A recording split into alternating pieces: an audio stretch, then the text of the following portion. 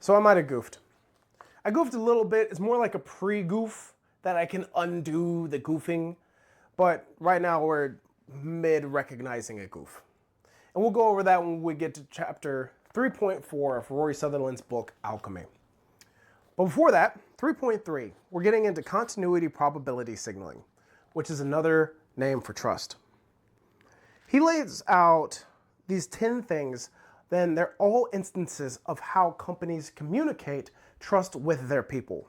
They are, 1, the fact that a large carnivorous fish, which is not a company, desists from eating useful fish such as oras that clean the parasite for their bodies, because that signifies that the fish is not eating the fish, it's just continuing to have a relationship with us. The second one is the posh rope-handled carrier bags that you get when you spend an appreciable amount of money on clothes or cosmetics. 3, the free extra scoop of fries they give you at Five Guys. 4 is spending a fortune at a wedding. 5 is your modest minibar charges that are waived by a hotel. 6, the marble and oak lavishly used in bank branches. 7, the fancy training course your company sent you on. 8 is a lavish advertising campaign. 9 is the free glass of limoncello given you to by a restaurant after your meal. Or 10 is investment in a brand. Now, he brings up those 10 things to show that those are ways that both animals, people, and companies are showing their intent to maintain the relationship between people over the course of time. It's the same reason we buy expensive stuff for weddings. If you have a wedding ring and you spend $35,000 on said wedding ring, you are signaling to that person that I want to get my investment out of this marriage. And that may seem a little bit transactional, but that's how it works. In the same way, Five Guys, you order a small fry and they're going to throw an extra scoop on top, saying, hey, we're willing to forego this cost so that we can ensure that you're going to come back again. And that's important. Now, CrossFit gyms, we do the same thing. Now, we oftentimes treat people in a tourist mindset. Now, the tourist mindset is best explained thusly. If you're a restaurant and you have tourists, you operate from the understanding that whoever comes to your restaurant, you are only going to see them one time. There is no ongoing relationship. Therefore, you may as well drive up the costs and in doing so, get more money right now. Conversely, hypothetically, you have a dive bar. It's a local spot.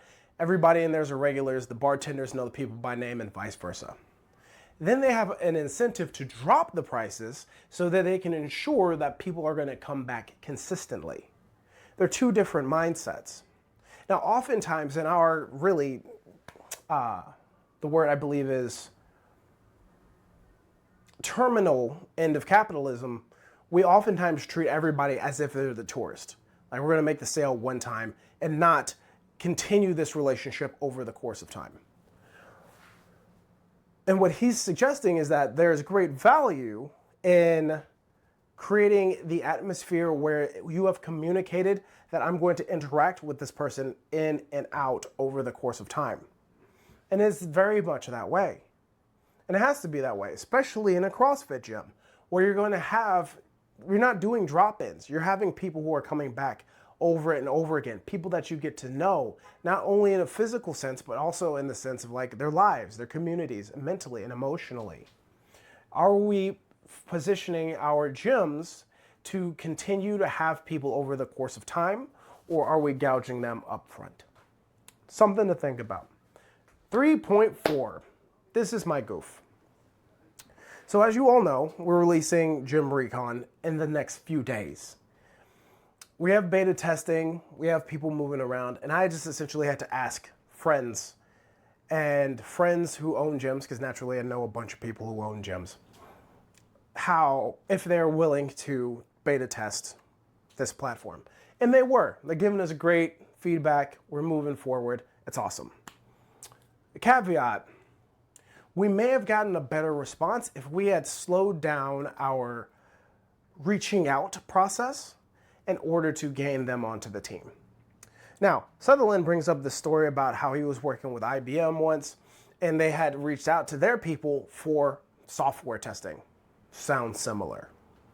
And what their manager decided to do was say, hey, we're going to handwrite all of these letters, and you're going to send them in FedEx, not even in the mail.